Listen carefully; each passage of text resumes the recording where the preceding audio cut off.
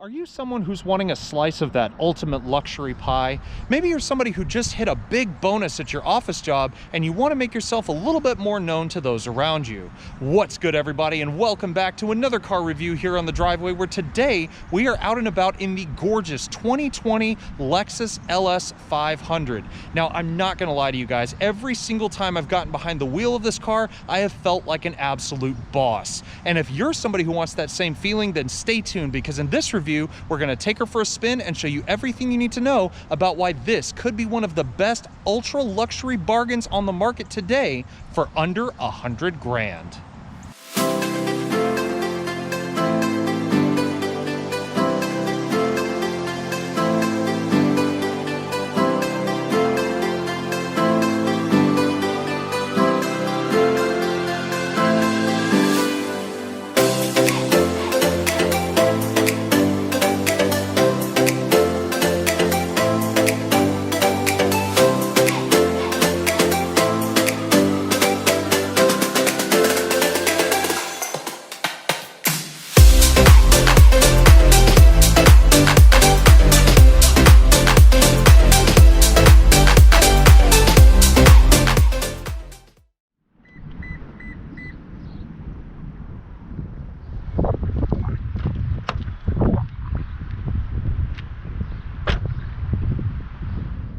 All right, ladies and gentlemen, so welcome aboard the 2020 Lexus LS500. Now, I will be honest with you. Number one, I feel like an extremely fortunate person right now because I have since driven every single generation of Lexus LS that there has ever been. The 400, the 430, the 460, now the 500, and even had a nice chauffeur experience in an LS600 hybrid long wheelbase.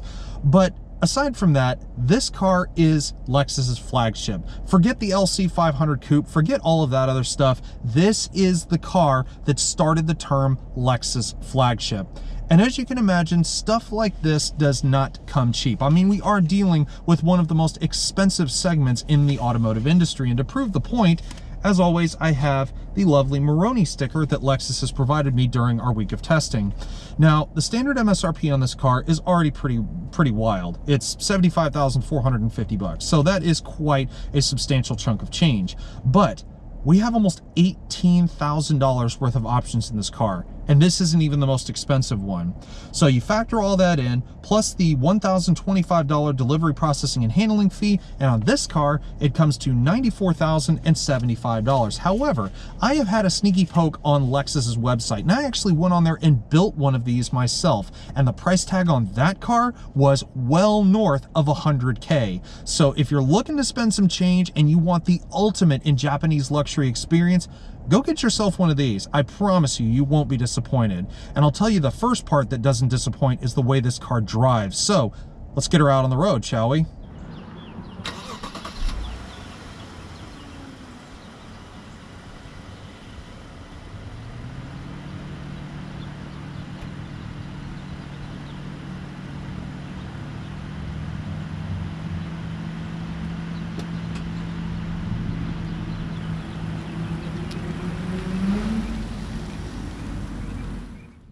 Now, every time I've gotten behind the wheel of a Lexus LS, there's always certain criteria that I've had when it comes to basing my opinions and judgments on each model. And for this LS500, my expectations were pretty high when I first saw it unveiled at certain auto shows not that long ago. And when I found out that this thing had as much technology in it and had as much going for it as it did, I was itching to get my hands on it. Now, as you would expect with any LS, this car is as quiet as you could possibly imagine. I'm sitting here just idly in traffic, and I really don't even have to raise my voice. And even just as we set off here,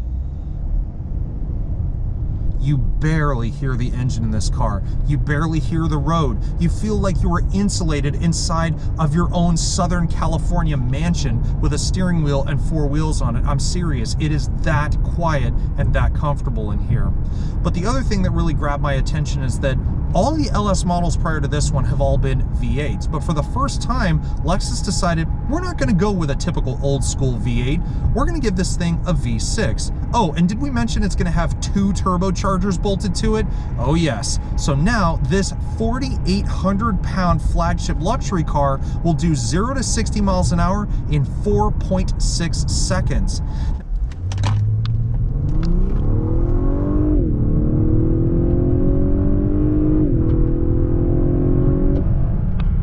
Now the 3.5-liter twin-turbo 6-cylinder in this also makes some pretty impressive numbers. 416 horsepower and 442 pound-feet of torque. But the benefit of being a V6 with forced induction is that it will get a good bit better gas mileage. Not that that's too important to the people who own cars like this, but it will get better fuel ratings than its prior V8 siblings. The rating on this is 19 in the city, but an impressive 30 miles to the gallon on the highway. And surprisingly enough, we have actually exceeded that 30 mile per gallon mark when out driving this car on the highway. I think we got like 31, 32, but driving around in the city, it's as low as you could get. We've averaged about 17 to 19 miles per gallon during the week that we've had this car. Now, the other thing that I've always loved about the LS is just how easy these cars are to drive. And aside from this new model's surprising performance, which shocked me right off the bat when I first drove this car, the other thing that has genuinely impressed me is, again, not only how easy it is to drive, but also how responsive it can be when the moments call for it. Now, when I'm driving around town in eco mode like this and just kind of poodling around at my own pleasure, it does feel like every other LS I've driven. Like I said, the steering is very responsive, but it's also very soft. It's very, I would say, lackluster. I wouldn't say there's a lot of responsiveness in it. But if you need to make any sudden maneuver when you're at high speed, such as out on the freeway, the electric power steering in this car wakes itself up almost instantly and provides much better response. Now, I would not go putting this car on a track. Like I said, it's 4,800 pounds and it's over 206 inches from nose to tail. So I would not say this thing is a sporty car by any stretch of the imagination. Now, if you do want to have a little bit more of that sporty flavor, then Lexus does offer this car with the F-Sport package, which has always been their sort of sporty add-on that they can give any of their vehicles. And of course, that does include a higher performing suspension, a higher performing steering system, and just makes the car feel a little bit more uptight and not so much kind of loose and laid back like the regular LS that we're driving here today. So the LS500 is exactly what you would expect a big luxury car like this to be. Quiet, comfortable, with a surprising amount of performance, and as easy to drive as you could possibly imagine. But there are other factors that make people turn their heads with this car. So let's pull over for a little bit and take a look at the rest of this LS, because believe me, there's a lot more to the eye when it comes to the outside and the inside. You know that old saying in Texas, if you don't like the weather, just wait 5 minutes and it'll change? Well, just about an hour ago, we had nasty rain showers. It was gray and gloomy, but now the sun is out, which is the perfect segue into talking about how this car looks. Now, I'm gonna go out on a bit of a limb here and say that by far and away, this is my favorite new full-size luxury car that is out there on the market. And I say that for several reasons, because number one, I don't feel that Lexus just took a design that they already had, stretched it a little bit, gave it a little nip and tuck here and there, and then just called it good. No, in every single detail, you can see how Lexus went to the lengths to make this car not only suit its near, if not over $100,000 price tag, but also to have that executive taste that buyers of cars like this come to expect. Now, the presence of this car just starts here at the front. You have things like, in this case, the premium triple beam LED headlights. Auto leveling and adjusting is standard. You do have automatic corner lenses as well as intuitive high beam assist along with it. You do have the LED daytime running lights as well, where your turn signals are also encased. You have headlight washers down below, as well as intuitive park assist, which you can see the sensors for the front half lining the bumper here, and 2 of them encased inside of the large iteration of the corporate spindle grille. Now, As I've said in past reviews, I'm not exactly the biggest fan of the spindle grille. However, I do love the inner workings of this one. I think they really set off the looks of this car very, very nicely. Just kind of adds to that elegant theme that this LS is definitely about. Lexus badge in the middle, all nice and encased, because of course you have things like sensors for the all-speed radar cruise control. In this case, things such as optional front cross-traffic detection. And in this case, we also do have a 360 around view camera. So the front camera is hidden just under the Lexus badge as well. And last but not least, one fun thing I like about this car is that while there's no fog lights on here, there is actually a little air skirt that comes through this front exit here. Or front entrance, I should say, and it goes through the outer edge and comes right out here just in front of the front wheels. Now, there's no denying if bigger is better to you, then the LS has you covered in that area as well. In terms of the Lexus sedan family, this has always been the biggest member. From nose to tail in this example, you're looking at 206.1 inches long, which by comparison to some of the other Lexus vehicles out there makes it over a foot longer than a 3-row Lexus RX, which is already a sizable vehicle in and of itself.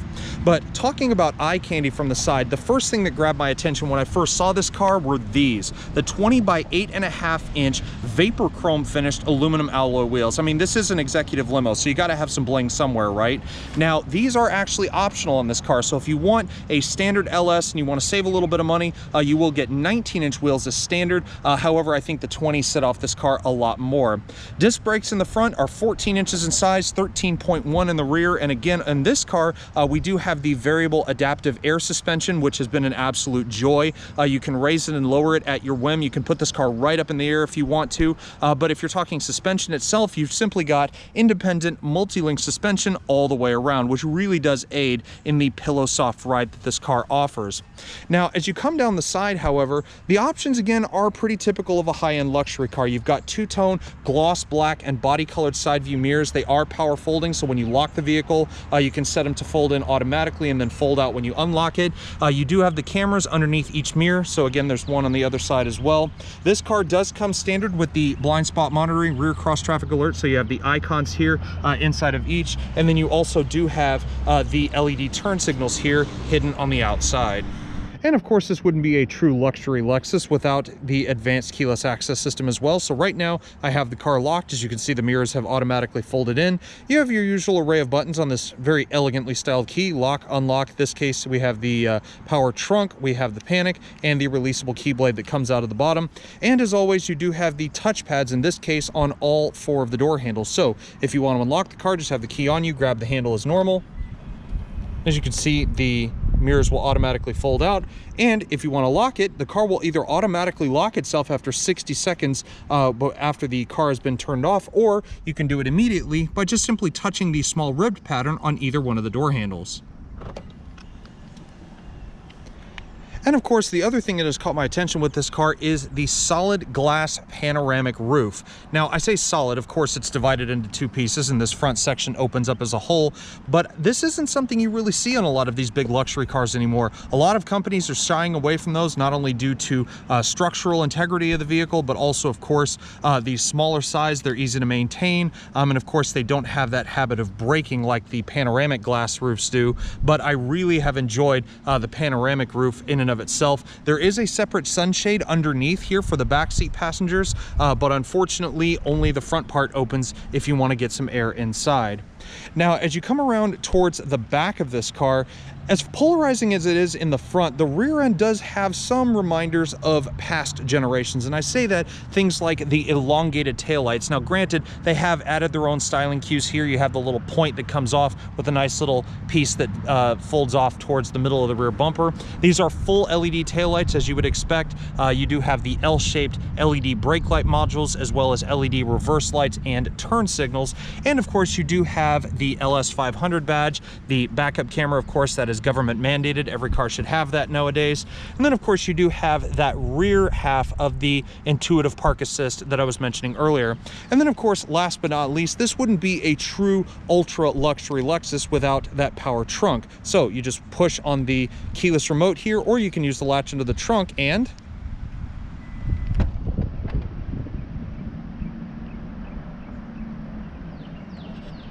Now, one would think with as big of a car as this is that it would have quite an adequate amount of cargo space to go along with it, but the numbers on paper seem almost mid-size rather than full size. And I say that because you're looking at around 17 cubic feet of space total in this trunk here. And of course, that means you've got much more room for front and rear occupants. Now, it does get a little narrow as you go towards the back of the trunk. As you can see right here, we do have two rather large indentions, and I'm assuming things like the modules for the air suspension are sitting around in here. So it does get a little tight as you go towards the back. No 60/40 split fold seats, so you can't fold those back seats down to get a little bit more trunk space. But you do have some benefits, such as the fact that the trunk hinges are hidden, so none of your suitcases or luggage or anything like that is going to be crushed while you're back here. And also, you do have an optional cargo net, but this one doesn't sit upright, it sits flat. Now, the other fun thing that is cool about this trunk is that while it is power assisted, as you can see by the button up here and as you just saw it opening, you can actually close it manually. So if I grab it, you can actually just move it up and down like you would any other rear trunk. But if you want to show off for people, just simply hit the rear trunk button to close it.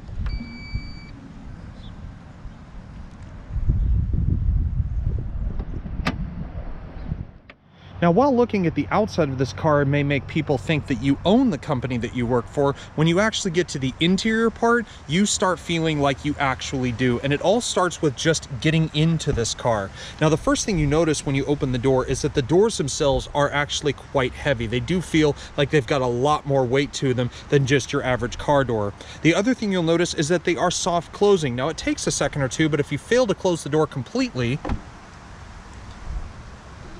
you can actually watch as they suck themselves closed to make sure that no doors are left open. Now, once you get past these bank vault-like doors, you are suddenly entered into a world that is encased in premium leather, high-end woods, and of course, technology aplenty. Now, remember that giant options list that I was talking about earlier? This is where a lot of that comes into play. For example, we have the interior upgrade package on this example, so you get the quilted semi-aniline leather upholstery. The seats are heated and ventilated as standard here for the front occupants. However, the interior upgrade package does give you the heated rear seats. It also gives you a driver's seat massage function, which has always been very nice, and even powered seat belt retractors to go along with it. Now, the driver's seat in and of itself has 28 different ways to adjust it. Now, of course, I have the seat extender out, so that's this little latch here. You have distance, recline, and multi-way lumbar support to go along with all of those other functions. Not to mention, as you come over here to the door, you do have the 3-person memory setting for the driver, as well as an additional button to control the powered functions for the passenger seat as well, along with your typical things such as the auto and manual functions for the power folding mirror function, the regular mirror controls, window locks, power door locks, and all 4 automatic windows. So now finally, at long last, we are in my favorite of all places that I could possibly be, and that is behind the wheel of this car. And like I was saying, you look around this interior just at a quick glance, there's leather, there's wood, there's beautiful stitching in places you wouldn't expect, like around the gauge cluster, for example, with the traces of leather and the beautiful silver stitching that go around it. Now, in front of the driver specifically, you have wood and leather. This is an option here on the LS. It is a heated wood and leather trim steering wheel. Of course, it is wrapped with all kinds of buttons that you could think of. So the radar cruise control, the distance sensor, lane keep assist with active steering assist, the radio functions, as well as a couple more over here, an arrow pad for all the functions, at least in the middle of the multifunction display up here that also houses your tachometer, driving mode selection, and speedometer as well. Other things like hands-free Bluetooth and voice recognition as well. You also have metal paddle shifters here on the back, which are connected to the 10-speed automatic transmission that is bolted to that beautiful twin turbo 6-cylinder up front.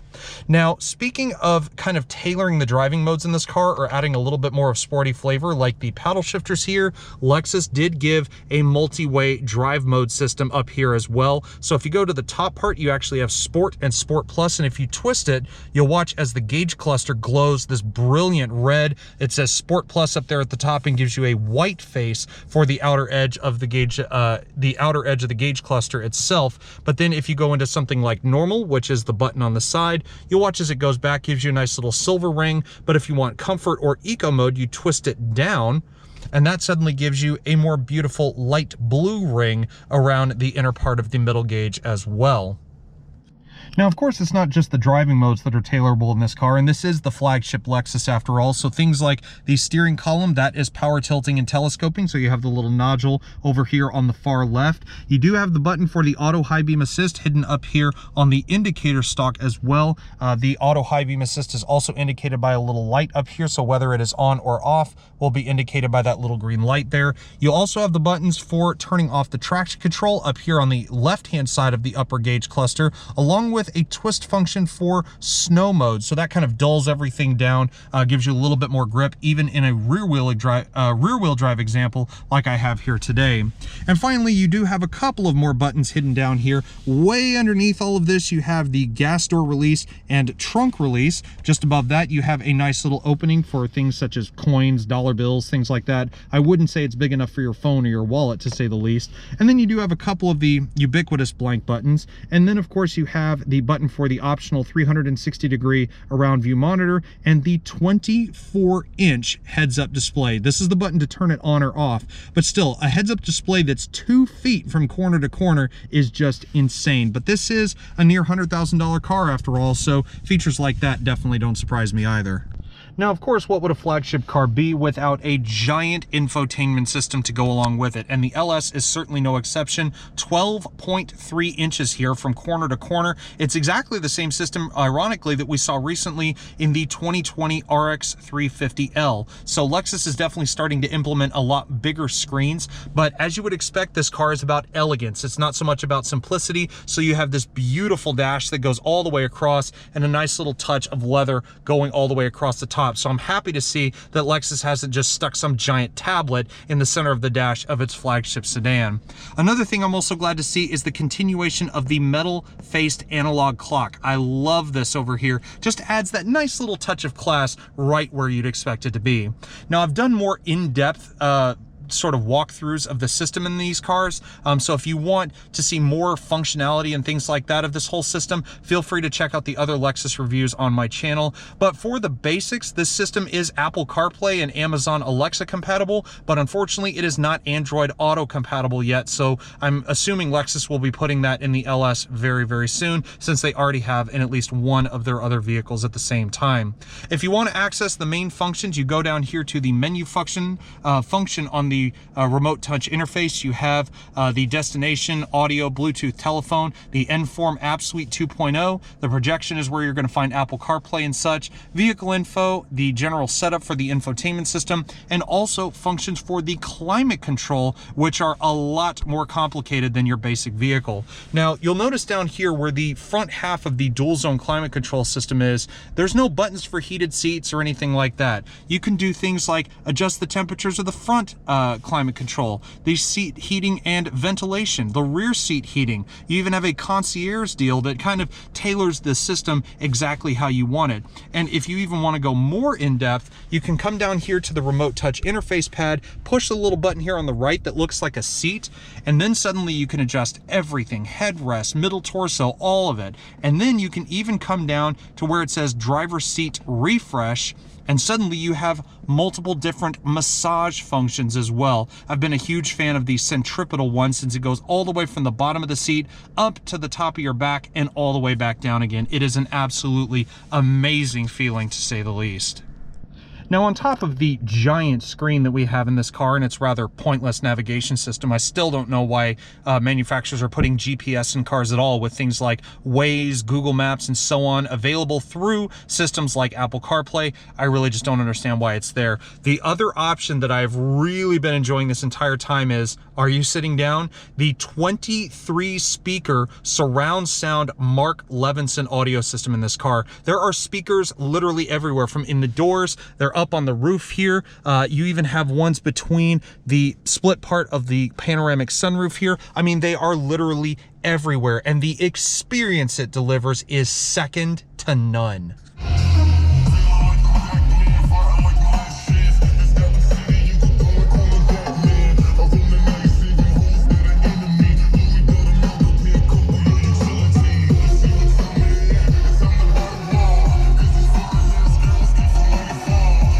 Now, as you're drinking in all the experiences from that Mark Levinson audio system and still admiring all of the details like the metal inlays that Lexus has put into the center of the dash here, you suddenly come to what is a rather simple dual zone climate control system.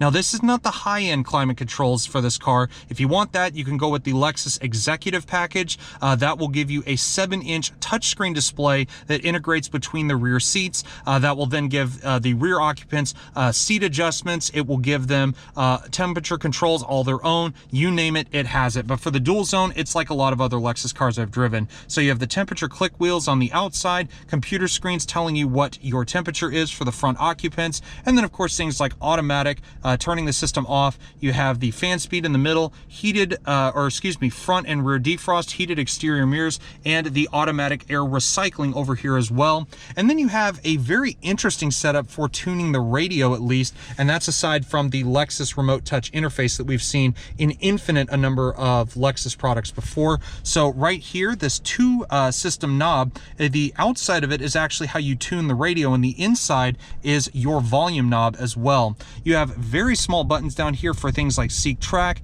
the radio functions, as well as controlling your media as well. And speaking of media, when was the last time you saw a CD player in a near $100,000 car? Everything is going high definition and onboard hard drive based these days, but Lexus still wants to make sure that if you are old enough and you still have some CDs laying around, they want to make sure you can still play those as well. To the left of that, and very oddly placed, is the button for the brake hold in this car, which I have been using quite a bit. Definitely helps prevent leg fatigue. It will keep the car still even when it's in drive, and will only deactivate when you push on the brake or push on the accelerator.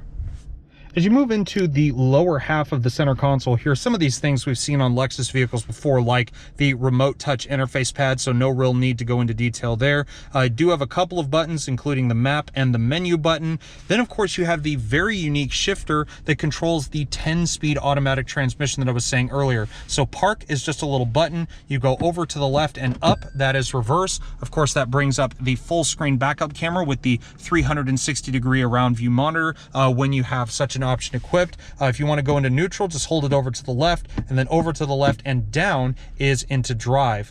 Now, if you want to bring up the forward view camera, it will either come up automatically when the car senses that you're approaching something from the front, or you can actually do it via the camera button over there to the left of the steering column. Now, alongside that giant center console, you do have a couple of nice size cup holders over here. As you can see, I fit my bottle of Gatorade Frost in there, no problem. You do have an additional 120 watt outlet hidden down here in the middle, which is kind of a funny thing. And then, of course, you do have the adjustments for things like the seat, including the massage function, the heating and ventilation, and so on. You have a power rear sunshade, which is standard on the LS. So if you want to raise it or lower it, you can do it manually via this button. And then you have the button for the adjustments, including the included in the variable adaptive air suspension system as well. Now, if you want to feel like the true head executive at your company, you can definitely take a seat in the LS's rear seats as well.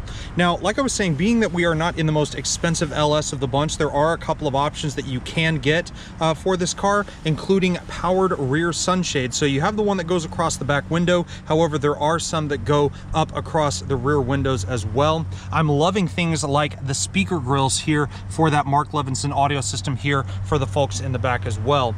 And as you look at the rear seat, I mean, it is absolutely giant. If the size of the door wasn't enough, just getting into the back of this car really feels like you are stepping into a true limousine.